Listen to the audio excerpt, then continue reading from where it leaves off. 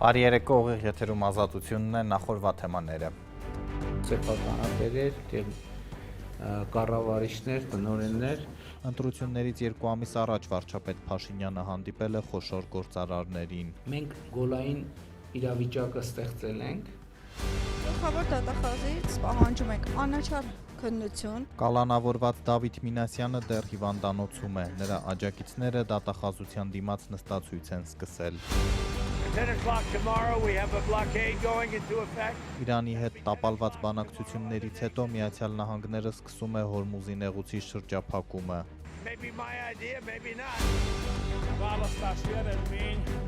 Հունգարիայի վարչապետ Օրբանի 16 տարվա կառավարումն ավարտվեց։ Ծով է վերցնում իշխանությունը։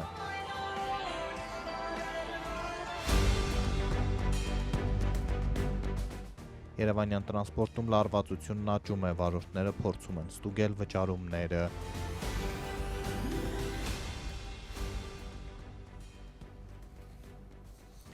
Առավոտյան մեկնարկեցին առաջիկա ընտրությունների առաջադրումները։ Օրվա ավարտին քաղաքական որևէ ուժ փաստաթղթերը դեռ չէր տարել կենտրոնական ընտրական հանձնաժողով։ Թեև իշխանության եւ ընդդիմության հիմնական դերակատարներն արդեն հաստատել են նախընտրական ցուցակները Նիկոլ Փաշինյանի, Նարեկ Կարապետյանի, Ռոբերտ Քոչարյանի, Գագիկ Ծառուկյանի առաջնորդությամբ։ Մասնակցության մտադրության մասին հայտարարել են մի շարք այլ ուժեր, եւս առաջադրումների վերջնաժամկետը հաջորդ 5շաբթի է, ապրիլի 23-ին։ Մինչ այդ ծրվում են նախընտրական կրքերը, Նիկոլ Փաշինյանը հռչակել է իր հիմնական 3 մրցակիցներին որպես պատերազմի եռագլուխ կուսակցություն։ Մեկը քաղաքականություն վերադարձած Գագիկ Ծառուկյանն է, որի հետ 2018-ից հետո վարչապետի հարաբերությունները վերելքներ ու վայրեջքներ են ունեցել համատեղ կառավարությունից մինչև գործարարի կալանք։ Հիմա էլ նրան չեն մոռացել գործադիրում, անգամ որպես օլիմպիական կոմիտեի նախագահ։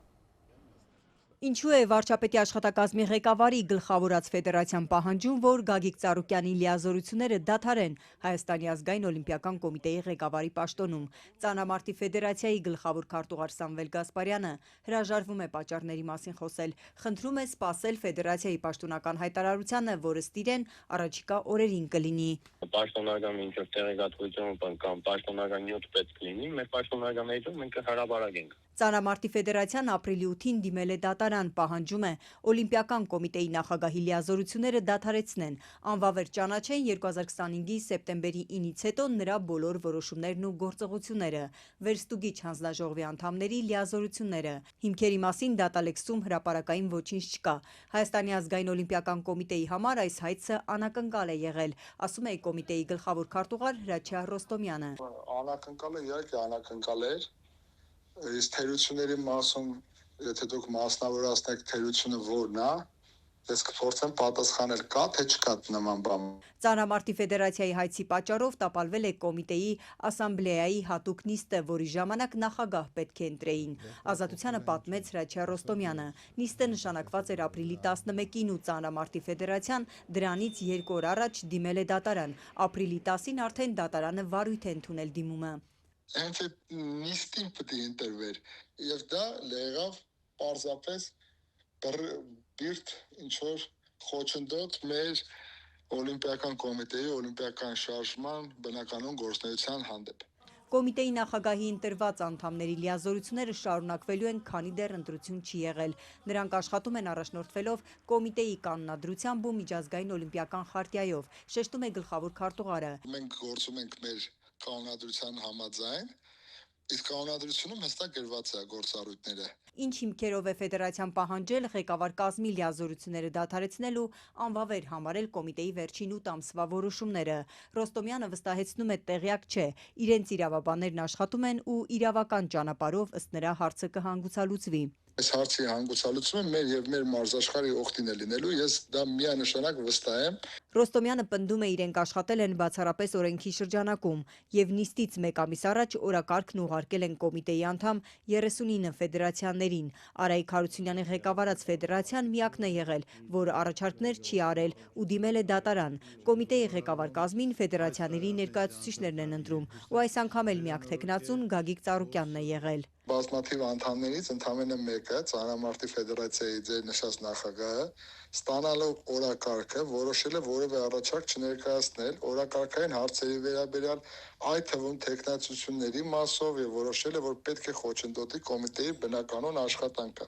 Գագիկ Ծառուկյանը Հայաստանի ազգային օլիմպիական կոմիտեն ղեկավարում է 2004 թվականից 22 տարի։ 2021-ի հերթական ընտրություններում միակ տեխնացուն է եղել ու վերընտրվել է։ Ինչու 2025-ին ընտրություն չի եղել։ Ռաչիա Ռոստոմյանն ասաց, ժամկետի սահմանափակում չկա, ամառային օլիմպիական խաղերից հետո նշանակվել է հատուկ նիստ ապրիլի 11-ին եւ այդ նիստը տապալվել է։ Ինչու Ծանրամարտի ֆեդերացիան դատարան դիմեց նախընտրական փուլում, երբ Գագիկ Ծառուկյանը առաջարկ Հայաստանին դաշինքով միացավ ընտրապայքարին։ Նիկոլ Փաշինյանն էլ ընդդիմադիր Ծառուկյանի, Սամվել Կարապետյանի ու երկրորդ նախագահ Ռոբերտ Քոչարյանի դաշինքները որակել է եռագլուխ պատերազմի կուսակցություն ու հատկապես նրանց է քննադատում։ Մնացածը թողում եմ ձեր դատողության վրա։ Արդյոք դատարան դիմելը համարում են քաղաքական ճնշում, միտում տեսնում են։ Ես որպես գլխավոր քարտուղար քաղաքական ձեր հարցերին ուղղակի իրավասու չեմ պատասխանելու,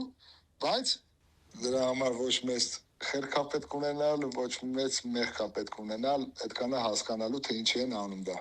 Եթե Ծանրամարտի ֆեդերացիան օլիմպիական կոմիտեի նախագահի ու վերստուգիչ հանձնաժողովի պաշտոնավարումն ու որոշումները խնդրահարույց է համարում, ինչու ավելի վաղ չեն դիմել դատարան։ Գլխավոր քարտուղար Սամվել Գասպարյանը հրաժարվեց այս հարցերին պատասխանել, վստահեցրեց, թե քաղաքական նկատառումներով չեն դատարան հասել։ Քաղաքական ենթատեքստներ չկան, մենք կունենանք հայտարարությունով էլ հանդես կգանք եւ այս ամեն ինչը կարգավորվի, էլի։ Օլիմպիական կոմիտեի դեմ այս դատական հայցը абսուրդ է որակում պատգամավոր իրավաբան Էլինար Վարդանյանը, որ Ծառուկյանի գլխավորած ցուցակում 9-րդ համարն է։ Ըստ ընդդիմադիր պատգամավորի, սա քաղաքական հաշվեհարդար է։ Սրան կարելի էր վերաբերել որպես ընթացիկ իրավական գործընթացի, եթե չլիներ մի շատ կարևոր հանգամանք։ Ծանրամարտի ֆեդերացիան գլխավորում է Հայաստանի Հանրապետության վարչապետի աշխատակազմի ղեկավարը։ Վարչապետի աշխատակազմի ղեկավար ՔՊ վարչության անդամ Արայիկ Հարությունյանը հրապարակային դեռ չի արձագանքել այս մեղադրանքին։ Ընտրություններից 2 ամիս առաջ վարչապետը հանդիպման է հրավիրել գործարարներին, նրանց շարքում նաև նախկին իշխանության հայտնի դեմքեր Սամվել Ալեքսանյան, Արտակ Սարգսյան, որ ընտրակեղծարարության սկանդալներում են հայտնվել։ Իսկ քաղաքական ներկայիս հակառակորդները Գագիկ Ծառուկյանը, Սամվել Կարապետյանը սեղանի շուրջ չէին։ Իմ հիմնական ուղերձը այն է, որ մենք գոլային իրավիճակը ստեղծել ենք, այդ թվում մեր տնտեսության համար մեզ հարկավոր է կարողանալ այդ իրավիճակը շարունակական անդադ օգտագործել։ Վարչապետ Նիկոլ Փաշինյանը աշխատանքային նախաճաշի ձևաչափով հանդիպել է Հայաստանի խոշոր գործատուների հետ եւ գոլ ակնկալել նրանցից։ Մոտ 2 տասնյակ հրավիրյալների շարքում, ինչպես պարզ է դառնում տարածված տեսանյութից, չկան նրա ներքաղաքական ընդդիմախոսների Սամվել Կարապետյանին պատկանող Տաշիր ընկերությունների խմբից եւ Գագիկ Ծառուկյանի մուլտիգրուպից ներկայացուցիչներ։ Կառավարությունից ողջ օրվա ընթացքում չհաջողվեց ճշտել արդյոք եղել է հրավեր եւ նրանք չեն ընդունել, այն թե ընդհանրապես չեն հրավիրել եւ ինչու։ Ծառուկյանի թիմից էլ չպարզաբանեցին, իսկ Կարապետյանի Տաշիր ընկերությունների խմբից միայն փոխանցեցին մեջբերեմ սեփական երկրի տնտեսվարողներին պատերազմ հայտարարած կառավարությունից որևէ հրավեր չեն սպասում եւ քննարկելու բան էլ չունեն։ Ընտրություններից 2 ամիս առաջ անցկացված այս հանդիպմանը ներկայ էին Վիվասելի երկարամյա տնօրեն, այժմ Յուքոմը ղեկավարող Ռալֆ Յիրիկյանը, Էրեբունի բժշկական կենտրոնի գործադիր տնօրեն Միքայել Մանուկյանը, առողջապահության նախկին նախարար Հարություն Խուշկյանի փեսան, Ֆաստ բանկի սեփականատերերից օնլայն խաղատների ոլորտում բիզնես ծավալող Վահե Բադալյանը, Գրանդ Քենդիի սեփականատերերը Վարդանյան եղբայրները, կրթության նախկին նախարար Լևոն Մկրտչյանի եղբայրը, Արմենիա Վայնի սեփականատերերից Վահագն Մկրտչյանը, որը անցնում է ապօրինի գույքի բռնագանձման գործով։ Հրավիրյալների շարքում էին նաև ՍԱԶ գրուպի սեփականատերերից Արտակ Սարգսյանը, խոշոր բիզնեսմեն, տարիներ շարունակ ՀՀԿ գործարար, մեկ այլ պատգամավոր Սամվել Ալեքսանյանը։ Ձեզանից յուրաքանչյուրը ես վստահ եմ, որ պետք է փորձի անի իր մաքսիմումը, որպեսզի կարողանա օժանդակի օգնի մեզ, մեր գրուպին եւ Արտակ Սարգսյանին։ Արտակ Սարգսյանի շուրջ ամենամեծ սկանդալը պայթեց 2017-ի ընտրություններից առաջ, երբ հրապարակված ձայնագրության մեջ մի տղամարդ ներկաներին հորդորում էր աշխատել ՍԱՍ-ի սեփականատիրոջ համար եւ սպառնում, ով ձայն չբերի կկորցնի աշխատանքը։ Հետքի տեղեկություններով այդ ժողովը վարել է Արտակ Սարգսյանի եղբայրը։ Գործը կարճվեց, իսկ Սարգսյանը հեղափոխությունից 1 ամիս էլ չէր անցել լքեց ՀՀԿ-ն։ Նա 2018-ին Փաշինյանի օգտին խորհրդանում քվեարկած հանրապետական падգամավորներից էր, ինչպես նաև Սամվել Ալեքսանյանը, որը այսօր եւս վարչապետի հետ նույն սեղանի շուրջ էր։ Դերներս ընտրությունն ա, Նիկոլ Փաշինյանը պետք է գա մեր համայնք։ Իրար հետ ընտրություն անենք, դրան բար ինքը ուզում է ցույց տա, որ մեր հետ չի, ինքը մեր աղբերն է, ինքը մեր հետ է ինքը։ 2012-ին Մալայցիայում Նիկոլ Փաշինյանն ու Սամվել Ալեքսանյանը падգամավորի մրցակից տեխնացուներ էին։ 14 տարի առաջ Փաշինյանն Ալեքսանյանին ընտրողներին փող բաժանելու մեջ էր մեղադրում, բայց նրա բողոքները մեկը մյուսի հետևից մերժվում էին։ Այսօր վարչապետը նաև Ալեքսանյանին էր ասում, Հայաստանը մտնում է տնտեսական զարգացման նոր փուլ պայմանավորված Ադրբեջանի հետ հաստատված խաղաղությամբ։ Եվ մենք առաջիկայում մեծ իրադարձություններ ենք սպասվում, որը կապված է առաջին հերթին TRIP նախագծի գործարկման հետ, որը էական է նրանով, որ Հայաստանի Հանրապետությունը ի վերջո ամբողջական դուրս է բերելու շրջափակման վիճակից։ Բայց ըստ էության այսօր էլ Հայաստանը հաղթարել շրջափակումը, որովհետև գիտեք, որ Ադրբեջանի տարածքով դեպի Հայաստան հնարավոր է իրականացնել երկաթուղային բեռնափոխադրումներ եւ իրականացվում է։ Այդ թվում արտահանումները հնարավոր իրականացնել երկաթուղով, իհարկե Վրաստանի տարածքով, միջև մենք Ադրբեջանի հետ առաջին հերթին TRIP նախագծի շրջանակներում երկաթուղին կբացենք եւ ուզում եմ ասել, որ պայմանավորվածությունը քաղաքական հետեւյալն է, որ այդ երկաթուղին երբեք չի փակվելու։ Սամվել Ալեքսանյանն ի դեպ առաջիններից էր, որ հացահատիկներ մուծեց Հայաստան-Ադրբեջանի տարածքով, իսկ նրա կնոջ ազգականը բենզին հենց Ադրբեջանից։ Իշխանությունները օգտվելով իրենց դիրքից խոշոր գործարարներին այսպիսի քարոզչական միջոցառումների մեջ են ներառում նման ձևաչափով հանդիպումները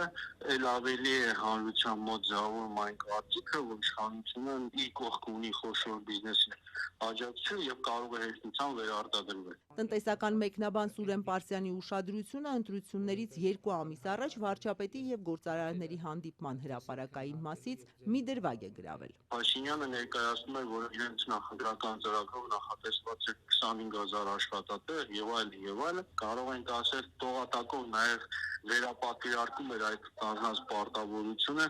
խոշոր գործարարների, որ իմացեք, որ տարեկան պետք է 25000 աշխատատեղ ստեղծեք նաեւ դուք։ Եկեղեցում վարչապետի հետ միջադեպից հետո կալանավորված 18-ամյա Դավիթ Մինասյանը 2 շաբաթ է անազատության մեջ է։ Բանտում կարճ անցկացրեց առողջության վատ թարացման պատճառով հիվանդանոցում է, նաև դասերն է ընդհատել, բայց դատարանը պնդում է, որ միայն առանց տեսակցությունների կալանքն է կարող ապահովել գործի արդար քննությունը, ընդ որում քննությունն էլ մի քանի օրում ավարտվել է։ Մինչ այդ այսօր բողոքի հերթական ակցիաներ։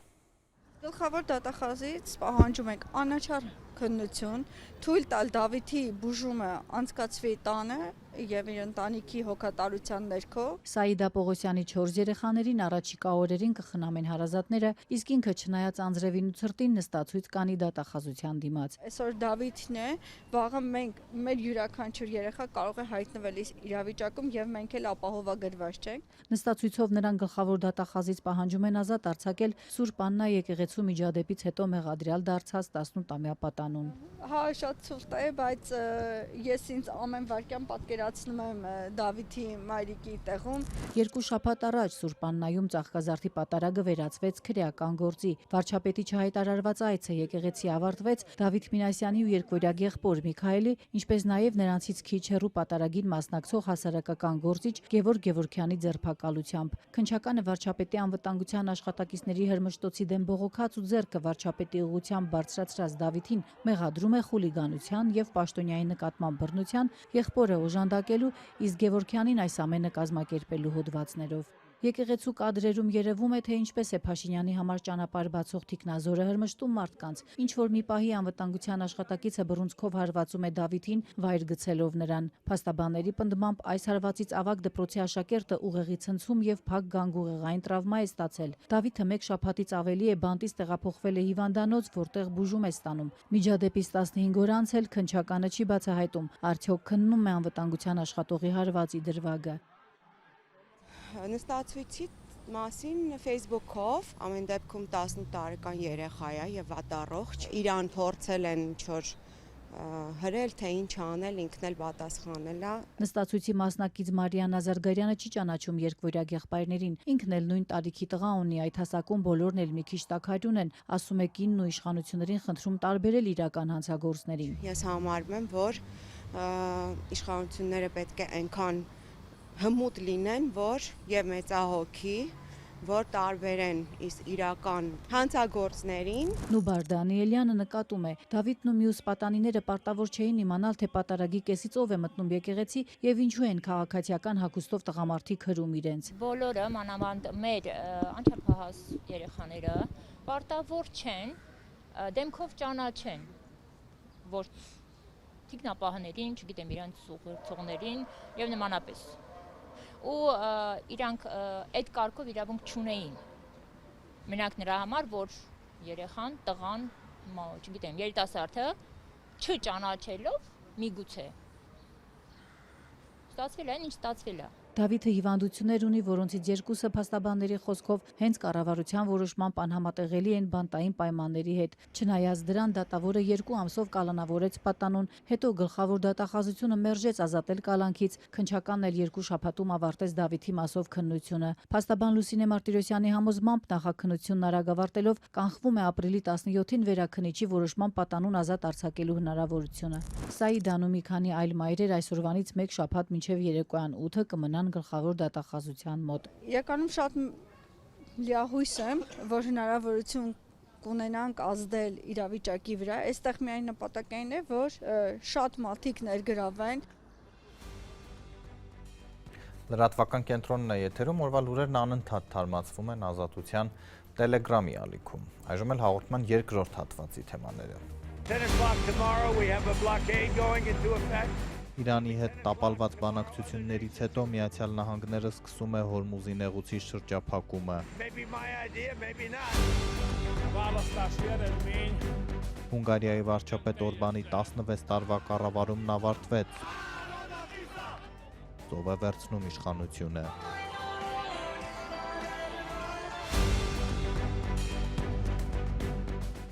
Երևանյան տրանսպորտում լարվածությունն աճում է, վարորդները փորձում են ստուգել վճարումները։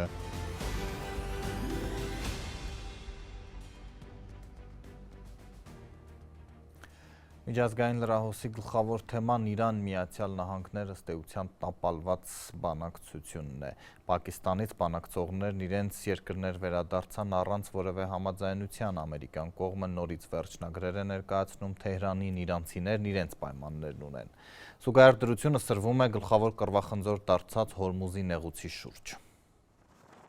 Ամերիկյան զինուժը Հորմուզի նեղուցից օգտվող բեռնափոխադրող ընկերություններին տեղեկացրել է, որ այսօրվանից շրջափակում է հաստատում նեղուցից արևելք հատվածում, Օմանի ծոցում եւ Արաբական ծովում։ ԱՄՆ-ն այս քայլին է գնում այն բանից հետո, երբ Իրանի հետ Պակիստանում շաբաթ համաձայնության չեկան պատերազմն ավարտելու շուրջ։ ԱՄՆ կենտրոնական հրամանատարությունը նշել է, որ շրջափակումը կվերաբերի դեպի իրանական նավահանգիստներ եւ հակառակ ուղղությամբ երթևեկող բոլոր նավերին։ Մյուս նավահանգիստներից օգտվող նավերի շարժը ԱՄՆ-ն չի խոչընդոտի։ ԱՄՆ զինուժը նաեւ նշում է, որ ցանկացած որն առանց թույլտվության կմտնի շրջափակված տարածք եւ դուրս կգա դրանից, հարձակման կենթարկվի եւ կկալանվի։ Ռոյտերզի տեղեկություններով շրջափակումը կընդգրկի Իրանի ամբողջ ափամերձ տարածքը։ Շրջափակումը պետք է սկսվեր Երևանի ժամանակով ժամը 18:00-ին, սակայն դեռ պարզ չէ, թե արդյոք այն սկսվել է։ Մինչ այդ Դոնալդ Թրամփն էր հայտարարել նեղուցի շրջափակման մասին, պնդելով, որ ԱՄՆ-ն ոչնչացրել է Իրանի նավատորմը 158 նավ։ Ըստ նրա մնացել են միայն փոքրիկ մոտորանավակները, որոնք մեծ սպառնալիք չեն համարել։ ԱՄՆ նախագահը նաև զգուշացրել է, եթե այդ նավակներից որևէ մեկը մոտենա ամերիկյան ռազմանավերին, տեղում կոչնչացվի։ Թրամփը նաև պնդել է, որ այլ երկրներ եւս կօգնեն ԱՄՆ-ին թույլ չտալու, որ Իրանը նավթ վաճառի, թե որ երկրների մասին է խոսքը չէր նշել։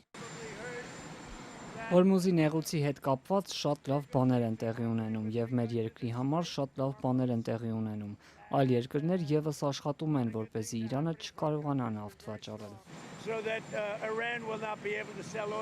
Սակայն ՆԱՏՕ-ի անդամներ Մեծ Բրիտանիան, Իսպանիան արդեն հայտարարել են, որ չեն մասնակցի նեղուցի շրջափակմանը։ Ֆրանսիան պետք է առաջիկայում գործընկերների հետ քննարկի հարցը, Ճապոնիան դեռ որոշում չունի։ Չինաստանը զսպվածության կոչ է արել, այսական 11 երկիր էլ կոչ է արել պահպանել հրադադարը։ Իրանը սպառնացել է խստորեն պատժել ամերիկյան ռազմանավերին, եթե դրանք մոտենան Հորմուզի նեղուցին, ինչը կդիտարկվի նաև հրադադարի խախտում։ Իսլամական հեղափոխության պահապանների կորպուսը հայտարարել է, որ Պարսից ծոցում նավահանգիստների շրջափակումն անօրինական կլինի հավասարազոր ծովահենության։ Կորպուսը զգուշացրել է, եթե Պարսից ծոցում եւ Օմանի ծովում գտնվող իրանական նավահանգիստների անվտանգությունը սպառնալիքի տակ հայտնվի, ապա տարածաշրջանում ոչ մի նավահանգիստ անվտանգ չի լինի։ Նաև Իրանի համար ոչ բարեկամական երկրների նավերն իրավունք չեն ունենա անցնել նեղուցով, իսկ մյուս երկրների նավերը միայն Իրանի հետ համակարգմամբ։ Իրանի խորհրդարանի խոսնակն էլ, որը Պակիստանի բանակցություններում գլխավորել էր իրանական պատվիրակությունը, հայտարարել է, որ Իրանը չի հանձնվի սպառնալիքների ներքո։ Մոհամմադ Բաղեր Ղալիբաֆը սոցցանցում նաև ծաղրել է նեղուցը շրջափակելու Թրամփի ծրագիրը, իսկ հրամանակից հրապարակել քարտեզ, որում ներկայացված են Վաշինգտոնի շրջակայքում բենզինի գները։ Վայելեք վառելիքի ներկայիս գները, այսպես կոչված շրջափակման պայմաններում շուտով կարոտով կսպասեք 4-5 դոլար արժողությամբ բենզինին։ Իրանի արտգործնախարարն իր հերթին հայտարարել է, որ Իսլամաբադում շատ մոտ էին համաձայնության գալուն, սակայն բանակցությունները ձախողվեցին ԱՄՆ առավելապաշտական մոտեցման, ինչպես նաև այն պատճառով, որ ԱՄՆ-ն բանակցությունների ընթացքում փոխում էր պահանջները։ Աբբաս Արաղչին նշել է, որ ԱՄՆ-ն ոչ մի դաս չի քաղել անցյալից։ ԱՄՆ նախագահը միջդեռ պնդել է, թե բանակցությունները ձախողվել են գլխավորապես Իրանի պատճառով, որը չի հրաժարվում միջուկային զենք ունենալու գաղափարից։ Ապա Թրամփը զգուշացրել է, ԱՄՆ-ն Իրանին երբեք թույլ չի տա միջուկային զենք ձեռք բերել։ Անհնար է, որ նրանք միջուկային զենք ձեռք բերեն, նրանք դեռ ուզում են, եւ նրանք դա հստակ հասկացրին շաբաթ գիշերը, ասել է ԱՄՆ նախագահը։ Ամերիկյան Wall Street Journal-ը իր աղբյուրներին հղումով հայտնում է, որ բանակցությունների ձախողումից հետո Թրամփը քննարկում է Իրանի վրա հարձակումները վերսկսելու հնարավորությունը։ Սպիտակ տնից թերթին ասել են, որ բոլոր տարբերակները դիտարկվում են։ Ու մինչ Վաշինգտոնը սպառնում է շրջափակել Հորմուզի նեղուցը, Իրանն էլ կոշտ արձագանքել, Իսրայելը պատերազմի 45-րդ օրը շարունակել է հարվածներն արևմուտքի կողմից ահաբեկչական ճանաչված Հեզբոլլայի ենթակառուցվածքներին Լիբանանում։ Կան զոհեր եւ վիրավորներ։ Հեզբոլլան հայտարարել է, որ պատասխան հարվածներ է հասցրել։ Վարչապետ Բենյամին Նեթանյահուն ասել է, որ Լիբանանին հարվածները կշարունակվեն։ Մենք տեսնում ենք, որ անվտանգության գոտու շնորհիվ կանխել ենք Լիբանանից ներխուժման սպառնալիքը։ Մենք հետ ենք մղում հակատանկային կրակի վտանգը, բայց դեռ շատ անելիքներ կան։ Նեթանյահուն նաև ասել է, որ Իսրայելին հաջողվել է էապես փոխել իրավիճակը Մերձավոր Արևելքում։ Իրանն ու նրա պրոքսիները, որոնք ըստ Նեթանյահուի ցանկանում էին ոչնչացնել Իսրայելը, հիմա պայքարում են սեփական գոյատևման համար։ Իսկ Եվրոպան երեկ լարված սպասում էր Հունգարիայի ընտրությունների արդյունքներին, անակնկալը չուշացավ։ 16 տարի երկիրը ղեկավարած Վիկտոր Օրբանը հեռանում է ջախջախիչ պարտությամբ, նա անթաքույց քննադատում էր Եվրամիության քաղաքականությունը, արգելափակում օժանդակությունը Ուկրաինային, եզակիներից էր Արևմուտքում, որ ջերմ հարաբերություններ էր պահպանում մեկուսացված Պուտինի հետ։ Իսկ ինչ է հայտնի հաղթած նոր առաջնորդի մասին։ Հունգարիայում նոր դարաշրջան է բացվում երեկվա ընտրություններից հետո, որոնց արդյունքներով ակնկալվում է, որ կփոխվի ոչ միայն կառավարող ուժն, այլև երկրի զարգացման կուրսն ու հարաբերությունները Եվրամիության, Ռուսաստանի ու Միացյալ Նահանգների հետ։ 16 տարվա իշխանությունից հետո Վիկտոր Օրբանը դիրքերը զիջեց երբեմնի կուսակից Պիտեր Մագյարին։ Նրա կուսակցությունը Տիսան տպավորիչ հաղթանակ արձանագրեց, ստանալով սահմանադրական մեծամասնություն կառավարման ընդարձակ լիազորություններով։ Շնորհակալություն, որ վստահեցիք մեզ, հավատացիք, որ մենք կարող ենք փոխել մեր ճակատագիրն ու գրել մեր սեփական պատմությունը։ Պահպանողական դիրքորոշմամբ 45-ամյա առաջնորդը 9.5 միլիոն հունգարացիների համակրանքը շահեց նախ եւ առաջ խոստանալով փոփոխություն երկրում, որը Եվրամիության կազմում ամենաավտորիտարն էր համարվում։ Այդ ուղղությամբ առաջին քայլն արեց քվեարկության արդյունքների հրապարակումից անմիջապես հետո, կոչ անելով Օրբանի օրոք պաշտոնավարած նախագահին, բարձրագույն դատավորներին ու գլխավոր դատախազին հրաժարական տալ։ Այսուհետ սա լինելու է մի երկիր, որտեղ բոլորը պետք է պատասխան տան իրենց արածների համար եւ նրանք, ովքեր դավաճանել ու թալանել են, պետք է պատասխանատվություն կրեն։ Թրամփի մեգաշարժման, Եվրոպայում աջակողմյան պոպուլիստների ու նաև Ռուսաստանի ղեկավար Վլադիմիր Պուտինի դաշնակից Օրբանը պարտությունն ընդունեց շատ արագ։ Միաժամանակ հայտարարեց, թե չի պատրաստվում դադարեցնել պայքարը, որին աջակցելու համար օրերս անգամ Միացյալ Նահանգների փոխնախագահ Ջեյ Դի Վենսն էր ժամանել Հունգարիա։ Մենք ունեցել ենք դժվարին եւ հեշտ, գեղեցիկ եւ տխուր տարիներ, բայց կա մեկ բան, որ բոլորը պետք է իմանան այստեղ եւ ամբողջ երկրում մենք երբեք չենք հանձնվի, երբեք։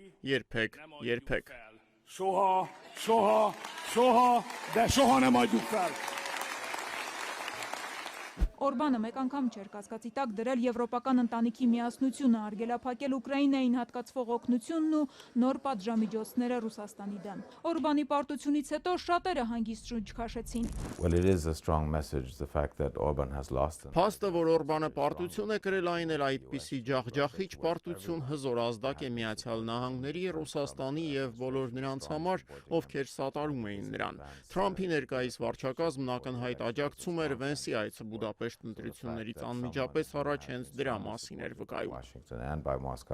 Հունգարիան ընտրեց Եվրոպան, նախնական արդյունքների ամփոփումից հետո հայտարարեց Եվրահանձնաժողովի նախագահ Ուրսուլա ֆոն դեր Լայենը հավելելով. երկիրը վերագտավ իր եվրոպական ուղին։ Ֆրանսիայի նախագահը ողջունեց Հունգարիայի հանձնառությունը Եվրոպայի հանդեպ։ Գերմանիայի կանցլերն էլ պնդեց, այսուհետ որոշումների կայացումը Եվրոպայում ավելի կհեշտանա։ Երեք աչակողմյան պոպուլիզմը ծանր պարտություն կրեց Հունգարիայում եւ դա միայն Հունգարիային չի վերաբերում։ Հունգարիան շատ հստակ ազդանշան է ուղարկում աչակողմյան պոպուլիստներին ողջ աշխարհով մեկ։ Օրբանն անցած տարիներին մի քանի աղմկահարույց որոշում էր կայացրել նաեւ Հարավային Կովկասի վերաբերյալ։ Հենց նրա պաշտոնավարման օրոք Բուդապեշտը Բաքվին հանձնեց սպա Գուրգեն Մարգարյանի սպանության համար ՑՄՀ ազատազրկման դատապարտված Ռամիլ Սաֆարովին, ով հետագայում Ադրբեջանում ազատ արձակվեց ու պարգևատրվեց։ Բուդապեշտը խոչընդոտում էր նաև Հայաստանին օգնության տրամադրմանը խաղաղության եվրոպական հիմնադրամից, ինչպես նաև աջակցում Վրաստանի գործող իշխանություններին, որոնց դեմ Բրյուսելը պատժամիջոցներ է սահմանել խորհրդարանական ընտրություններից հետո փողոցային ցույցերը ճնշելու համար։ Օրբանին հաղթելը կարևոր ուղերձ էր աշխարհին, բայց Մագյարը դեռ պետք է նաև օրբանիզմը կազմաքանդի, փաստում են քաղաքագետները ընդգծելով, դա կպահանջի ոչ պակաս ջանք ու ժամանակ, փոփոխություններ բերելով ոչ միայն երկրի ներսում, այլև եվրոպական ընտանիքում։ We're hiding behind Viktor Orban, his obstruction, his veto at the European Միության անդամ պետությունները հաճախ էին Օրբանի թիկունքում թաքնվում, քանի որ նա ի սկզբանե վետո էր դնում, դա շատերին էր հնարավորություն տալիս պնդել, թե մենք չենք կարող ավելի հեռուն գնալ, քան կցանկանային, քանի որ մեզ խոչընդոտում են Վիկտոր Օրբանն ու նրա կառավարությունը։ Այժմ այս փաստարկն այլևս չի գործելու։ Also put pressure on the EU and other member states to further advance when it comes to reforming the European Union. Մագյարի հաղթանակն ու համընդհանուր ոգևորությունը շատերին է հիշեցրել հունգարական թերևս ամենահայտնի երգը։ Գարնանային քամին, որ ուղիղ 40 տարի առաջ հանրահայտ քույնը կատարել էր Բուդապեշտի Լեփ-Լեցուն մարզադաշտում։ Այսօր Հունգարիայի ներսում ու դրանից դուրս նոր վարչապետից գարնանային նոր շունչ ու փոփոխություններ են ակնկալում։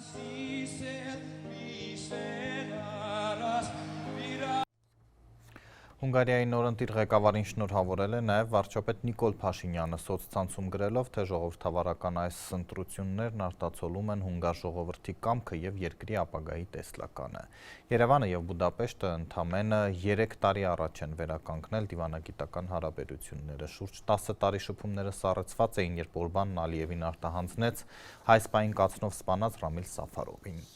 Կրեմլը չի շնորհավորի Հունգարիայի ընդդիմության առաջնորդ Պետեր Մագյարին։ Պուտինի խոսնակն ասել է, որ Հունգարիան համարվում է ոչ բարեկամական պետություն, որն աջակցում է Ռուսաստանի դեմ պատժամիջոցները։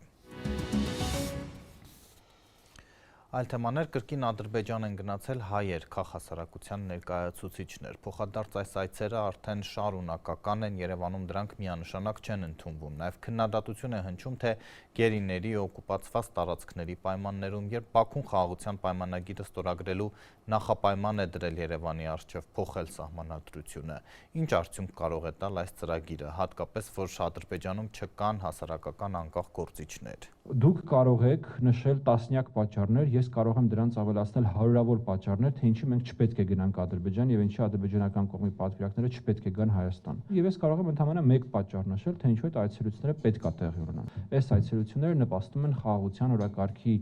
առաջ մղմանը։ Մենք բանակցող կողմեր չենք եւ այդ տրամաբանությամբ չենք աշխատում։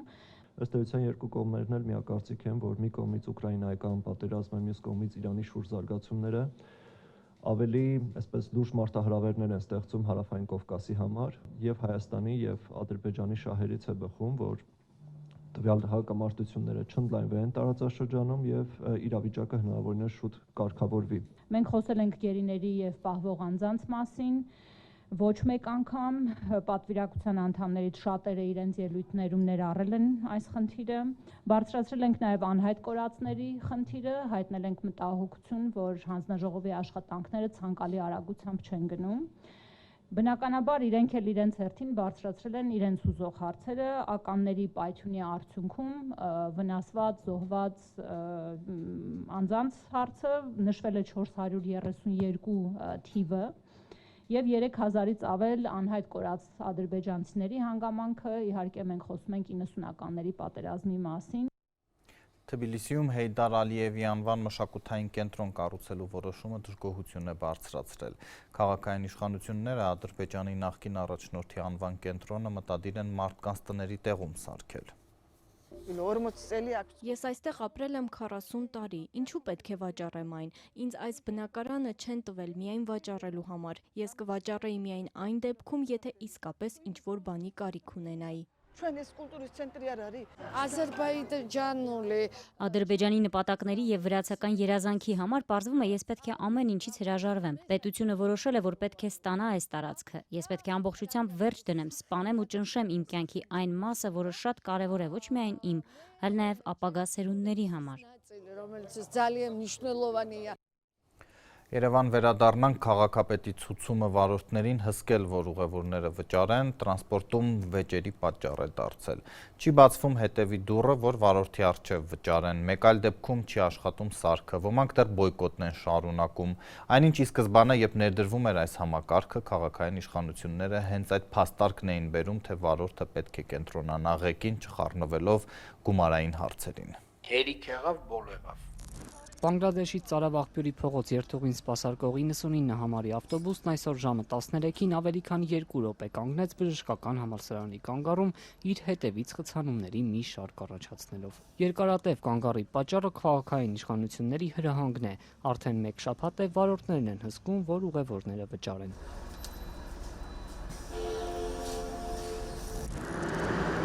Ավտոբուսը կանգնում է, բարձրանալ պատրաստվող ավելի քան 1 տասնյակ քաղաքացիները հավաքված են դիմացի դռան մոտ։ Այժմ վարորդները սկզբում միայն առջևի դուռն են բացում, քիչ անց վարորդը բացում են նաև երկրորդը, ավտոբուսում սակայն գրեթե տեղ չկա։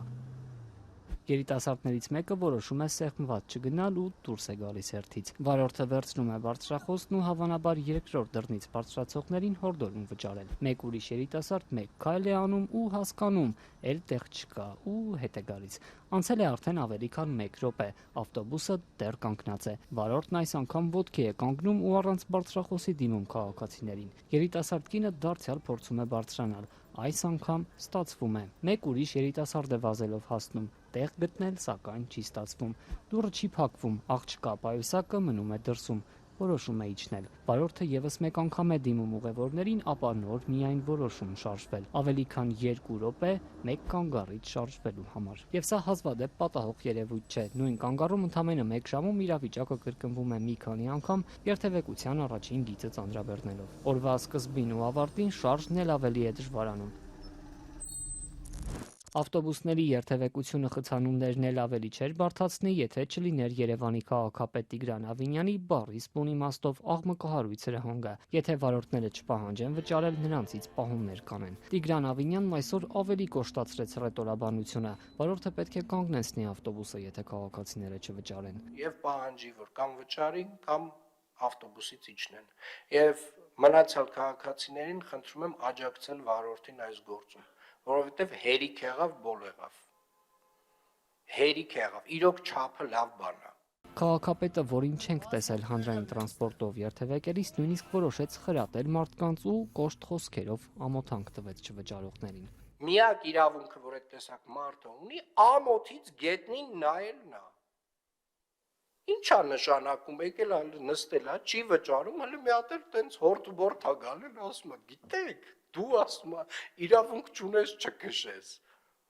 Դուք հələ խոսում եք։ Օրվա պիկ ժամերին ավտոբուսների դռները դժվարությամբ են փակվում, վճարել նույնիսկ հնարավոր չէ, հակադարձում է Երևանի ավագանու ընդդիմադիր Մայր Հայաստան խմբակցության անդամ Մանուկ Սուքիասյանը։ Նա եւ իր ընդդիմադիր գործընկերներն անցած տարի հանրային տրանսպորտի թանկացման դեմ ակցիաներ էին անում։ Մարդիկ կես ժամ, 40 րոպե, մի ժամ կանգնած են մնում, կանգառում, մի այդքան էլ խցանումների մեջ,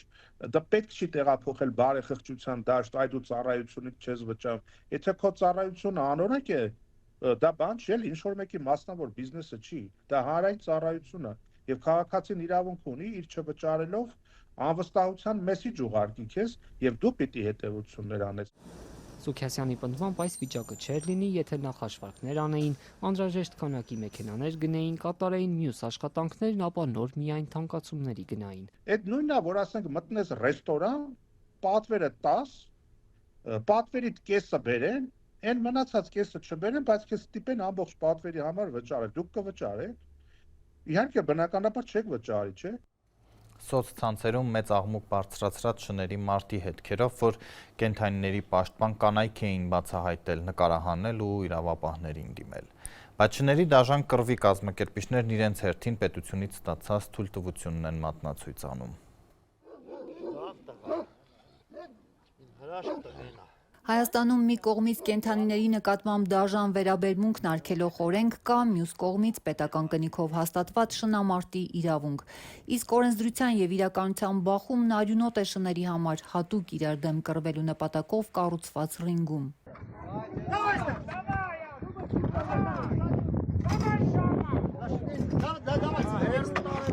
Փորձից պրոստը ձեռը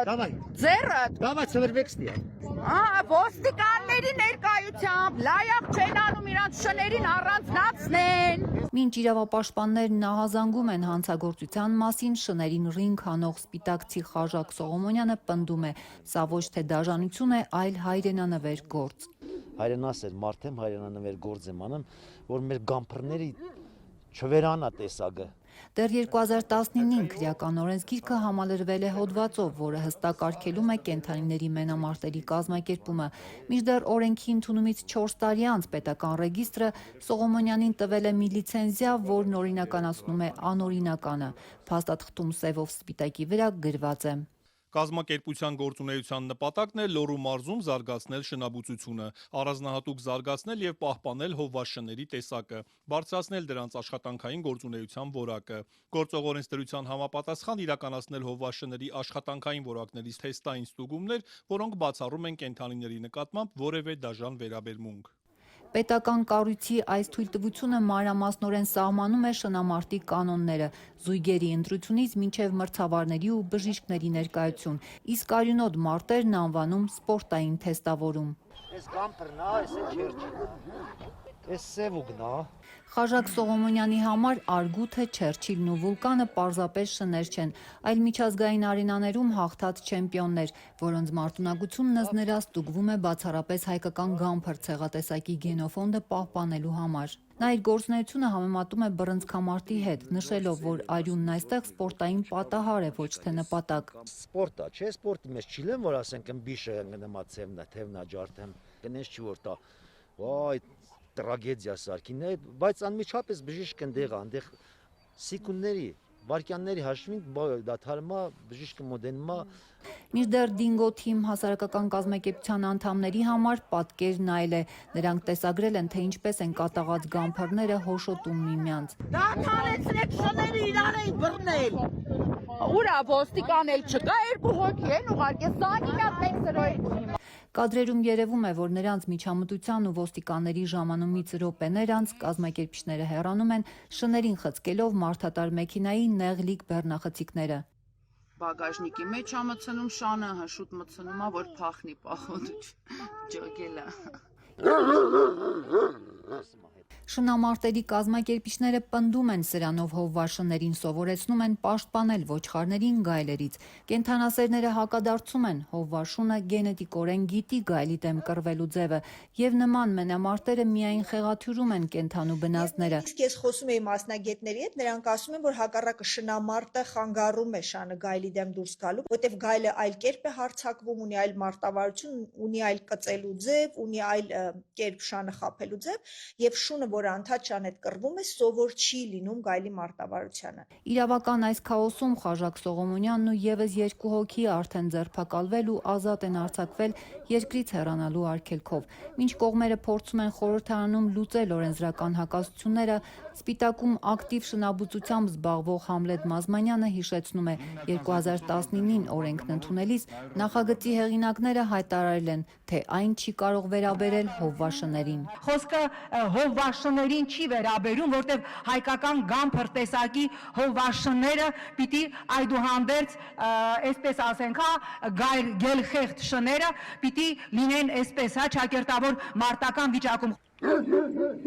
Ինչպես է պատահել, որ պետական կառույցները տվել են քրեական օրենսգրքին հակասող թույլտվություն, սոցիալական ցանցերում դեմ ու կողմ կարծիք ունեցողներն իրար բզկտում են, վիրավորում ու սպառնում, մինչդեռ պետական կառույցներից արձագանքողներ դեռ չեն եղել։ Արդյունքում Սպիտակի ռինգերում շարունակվում է մի գործընթաց, որը մեկի համար հայրենանվեր առաքելություն է եւ բնության պաշտպանություն, իսկ մյուսի համար դաժան հանցագործություն, որն իրականացվում է պետության լուր համաձայնությամբ։ Երկու անգամ այս տեստավորման արդյունքում հաղթող աջնաճի, ինքը մեկ էլ Կավկազի չեմպիոնին է հաղթել։